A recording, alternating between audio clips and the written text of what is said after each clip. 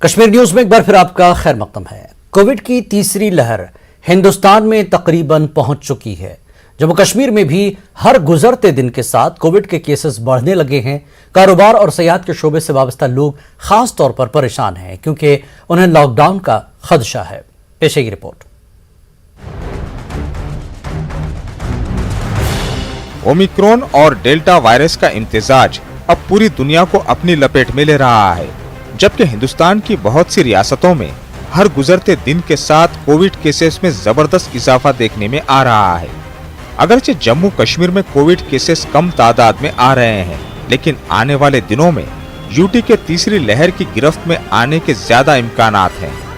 जाहिर है नई सूरत हाल यूटी में रहने वाले हर फर्द के लिए तशवीशनाक है, लेकिन कारोबार और सयाहत के शोबे से वाबस्ता लोग बहुत परेशान हैं क्योंकि उन्हें लॉकडाउन का खदशा है। कोरोना काल में जो हमारी बहुत इंडस्ट्री की जो बुरी स्थिति रही है, हैंड टू माउथ हो गए थे हमारे लोग, जो हमारे मेंबर हैं, तो काफ़ी कठिनाइयों का सामना करना पड़ा। अभी थोड़ा सा हमें उम्मीद की किरण निकली है, थोड़ा सा टूरिस्ट आया है। इस वायरस से हमको अगर लड़ना है तो सरकार को चाहिए सख्ती करे। दुआ करेंगे कि ये जो हमारे ऊपर ये जो काला साया है ये किस तरीके से चला जाए। अदरवाइज बिजनेस तो फाका कशी है, भुखमरी है। टूरिज्म रिलेटेड जो लोग हैं सबसे ज्यादा उनको नुकसान होता है। लोगों को कोविड गाइडलाइंस पर सख्ती से अमल करने पर जोर दिया जा रहा है। गवर्नमेंट अपनी जगह इंतजाम करेगी, मगर जो आम जनता है उसको भी अपनी देखभाल के लिए, खुद अपनी सेफ्टी के लिए कुछ कदम उठाने पड़ेंगे। कोविड ने हमें दिखाया, उसके बाद सब लोगों ने संभल के कदम लिए और आने वाला टाइम बड़ा सख्त है। कोविड से निपटने के लिए इंतजामिया की जानिब से कई इक़दामात किए जा रहे हैं, साथ ही आम लोगों को भी अपना ताउन देने की जरूरत है। न्यूज़ 18 उर्दू के लिए जम्मू से समीर भट्ट की रिपोर्ट। जीएमसी कठुआ में हेमोडायलिसिस सेंटर लगभग 2 हफ्तों से बंद है। इसकी वजह से गुर्दों के अमराज में मुब्तला मरीजों को सख्त मुश्किलात का सामना है। कई लोगों को मजबूर होकर निजी अस्पतालों का रुख करना पड़ रहा है।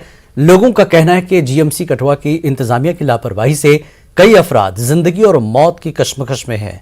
लोगों ने एलजी इंतजामिया से इस हवाले से मुदाखलत करने की अपील की है। उन्होंने अस्पताल इंतजामिया के खिलाफ कार्रवाई की मांग की है।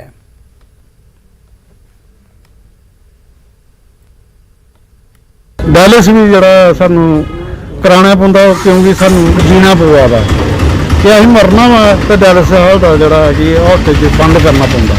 अगर इत्थे यूनिट खराब हो जाती है तो उनके पैर दवाने पौंदे, फिर भी पैसे साढ़े जिहड़े 10,000 रुपया लगी जांदा एक डायलिस कराने दा। तो असीं कुत्थों खर्चे इन्ना पैसा कि सानू सरकार गी दिखना चाहिए।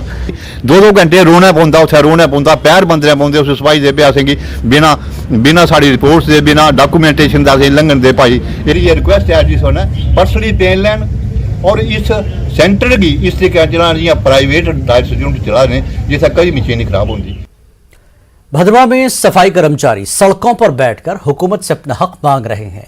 सफाई कर्मचारी अपनी तनख्वाहों के मामले को लेकर कई दिनों से सड़कों पर उतर आए हैं। उनका कहना है कि कोरोना के मुश्किल दौर में भी अपनी खिदमत अंजाम देने पर उन्हें फूलों की मालाएं पहनाई गई, मगर इससे वो अपने बच्चों की भूख नहीं मिटा सकते हैं। सफाई कर्मचारियों की हड़ताल की वजह से बाजारों में गंदगी के ढेर लग रहे हैं। इस मसले को लेकर जब एडीसी भदरवा राकेश कुमार से बात की गई तो उनका कहना था कि इंतजामिया ने कर्मचारियों की मांगों को लेकर आला अफसरों को जानकारी दी है। उम्मीद है कि जल्द ही सफाई कर्मचारी काम पर वापस लौटेंगे। जब तक हमारी मिनिमम वेजेस को, जो सेंटर की मिनिमम वेजेस को यहाँ स्टेट में ये लागू नहीं करते हैं, जब तक हमारी डिमांड्स को ये फुलफिल नहीं करते हैं, तब तक ये स्ट्राइक जारी रहेगी। ओमिक्रॉन इस वक्त हमारी रियासत के अंदर, हमारे मुल्क के अंदर हमारे दरवाजों पे दस्तक देने के लिए तैयार खड़ा बैठा है और इस वक्त सफाई कर्मचारियों का और इन हमारे बच्चों का, हमारे दोस्तों का, हमारे भाइयों का स्ट्राइक पे जाना है और एक वाजिब और जायज डिमांड को लेके। तो मैं आपकी वसादत से अपील करना चाहूंगा कि इन बच्चों की इन जायज डिमांडों को फिल फोर जो है पूरा किया जाए। उनकी बात जो भी जेन्युइन उनके इश्यूज होंगे उनको सॉर्ट आउट करेंगे तो उसके बाद ये हड़ताल ख़त्म होगी। तो देखते हैं पहले उस मीटिंग का क्या आउटकम निकलता है, उसके बाद ही पता चलेगा कि आगे क्या होगा। तो अदरवाइज़ उसके इस सिलसिले में हम ये म्यूनसिपल कमेटी से बात भी हुई है कि कोई तब तक कोई अल्टरनेट अरेंजमेंट करें ताकि लोगों को कोई परेशानी ना आए। जम्मू कश्मीर टीचर्स फोरम ने स्कूलों को जम करने के सरकारी हुक्मनामे पर शदीद नाराजगी का इजहार किया है।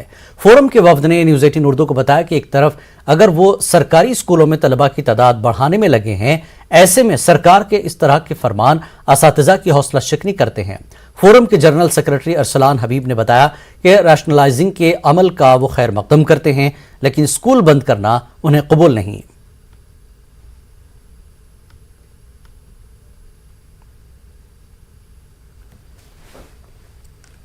आज आप फिर 20 या 25 मर्जर करने जा रहे हैं, तो इसका मतलब है कि डिपार्टमेंट कहीं ना कहीं फिर श्रिंक हो रहा है और श्रिंक की कगार पे जा रहा है। जहां तक एनरोलमेंट का सवाल है, एनरोलमेंट बढ़ाया गया है। अगर किसी स्कूल में 10 से कम का एनरोलमेंट है, वहां पर भी भरपूर कोशिश की गई है एनरोलमेंट को बढ़ाने के लिए।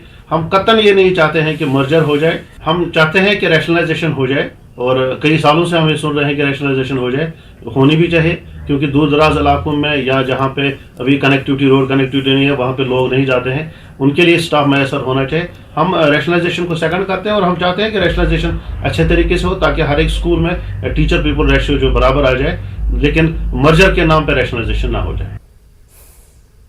जिला राजौरी में ककोर मोड़ के नजदीक एक मुसाफिर बस हादसे का शिकार हो गई। इस हादसे में 2 अफराद हलाक हो गए हैं, जबकि 11 दीगर जख्मी हो गए। ये बस राजौरी से गंभीर मघाला जा रही थी। जख्मी अफराद को GMC राजौरी मुंतकिल किया गया। अस्पताल इंतजामिया ने भी 2 अफराद की हलाकत की तस्दीक की। तमाम जख्मियों की हालत मुस्तहकम बताई जा रही है।